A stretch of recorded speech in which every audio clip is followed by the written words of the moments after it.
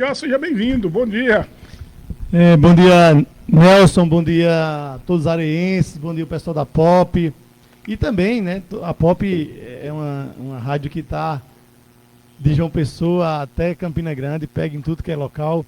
Então, eu quero dar meu bom dia a todos vocês e agradeço já, né, pelo convite de estar aqui para falar um pouco do nosso mandato, falar um pouco sobre o nosso trabalho e o que é que Chió está fazendo aí nesse meio de mundo como deputado estadual. Prazer enorme.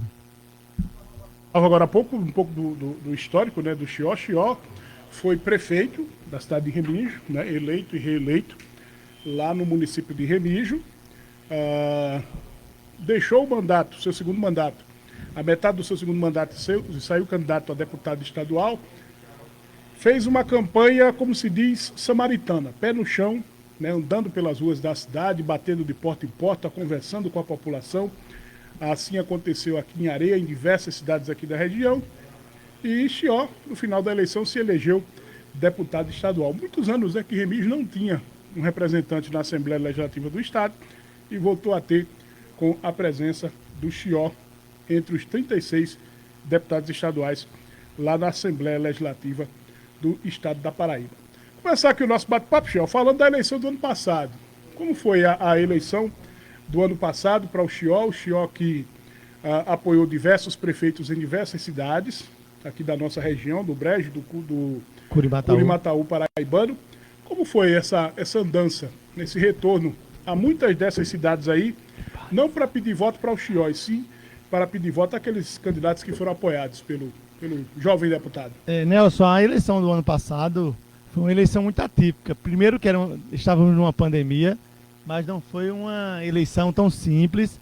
A gente esteve aí em várias cidades. Eu tive a felicidade de ter sido eleito em 2018 com apenas 2 prefeitos, mas tive votações expressivas, por exemplo, no estado de Areia, onde não tinha nenhum vereador que me apoiava, e aqui tive 2.390 votos. E nesse pleito de 2020 a gente conseguiu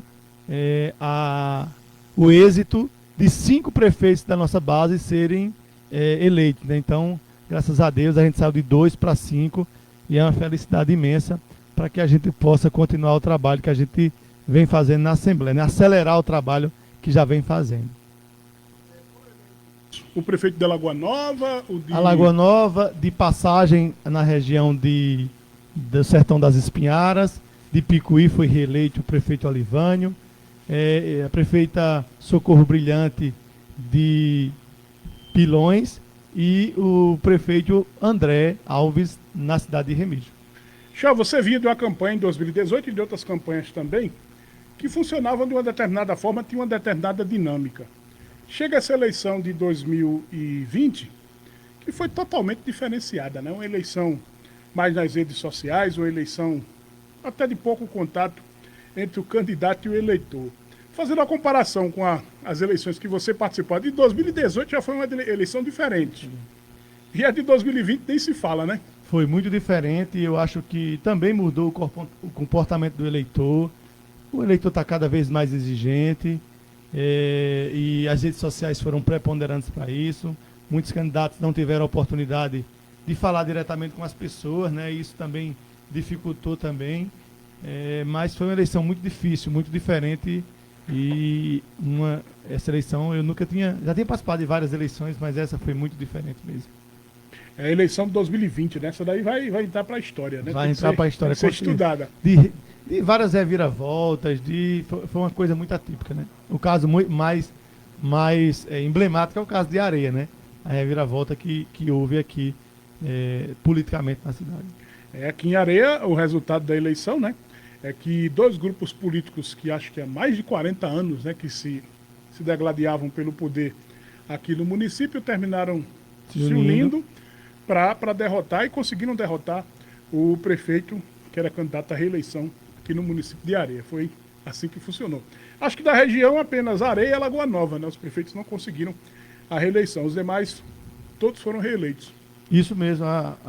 Foi uma eleição que quem estava no poder teve mais vantagens de tanto de se reeleger, quanto de fazer seu sucessor, né? São exatamente 11 horas e 11 minutos, 11h11, estamos batendo um papo aqui com o deputado estadual Chió. Falar agora um pouco da política nacional, Chió. Como é que você vem acompanhando aí essa situação a nível nacional com relação ao nosso presidente, o que ele vem fazendo, a conduta que ele vem dando a essa questão da pandemia no Brasil? Você como um político filiado a um partido de esquerda, né, que acho que a Rede Sustentabilidade é um partido de esquerda, mas queria que você fizesse uma análise como agente público, mas também como cidadão, o que vem acontecendo nesse nosso Brasil, as polêmicas que o nosso presidente se envolve aí, acho que sem necessidade. Diga aí, fala um pouco sobre essa... Nelson, eu acho que uma das primeiras entrevistas que eu dei aqui, publicamente numa rádio, depois da minha eleição de deputado, foi aqui para você, e você me perguntou justamente isso. Chió, qual a sua expectativa para o governo Bolsonaro? O que é que você acha? E eu dizia lá naquele momento que não tinha votado em Bolsonaro, mas tinha expectativa que fosse exitosa, que pudesse tirar o Brasil da condição de desemprego, dos problemas que a gente vinha passando no momento.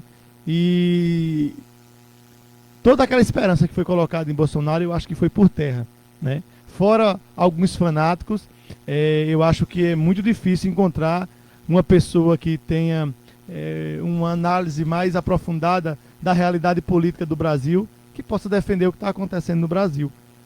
Nós somos o segundo país que mais morreram pessoas, né? A gente, numa pandemia, começou com o governo negando esse problema, com o governo que negou também, Nelson, a ciência, né?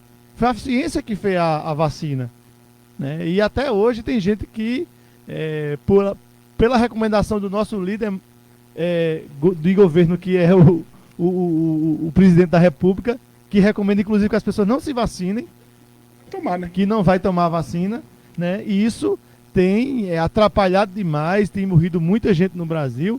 A gente já passa de 220 mil pessoas, não é pouca gente, pelas estatísticas oficiais. E quase todo cidadão brasileiro perdeu um ente querido, perdeu um amigo, um colega, e não era só idoso. Eu perdi amigos com 43 anos, com 48 anos, nessa pandemia, e isso é muito triste. E é preciso que a gente repense o nosso votar. O voto é muito importante, a gente não é uma brincadeira. A gente não pode simplesmente votar numa pessoa para tirar outra. A gente tem que ter muita responsabilidade. E hoje a gente tem a oportunidade de 2022 de reescrever a história do Brasil como uma nação.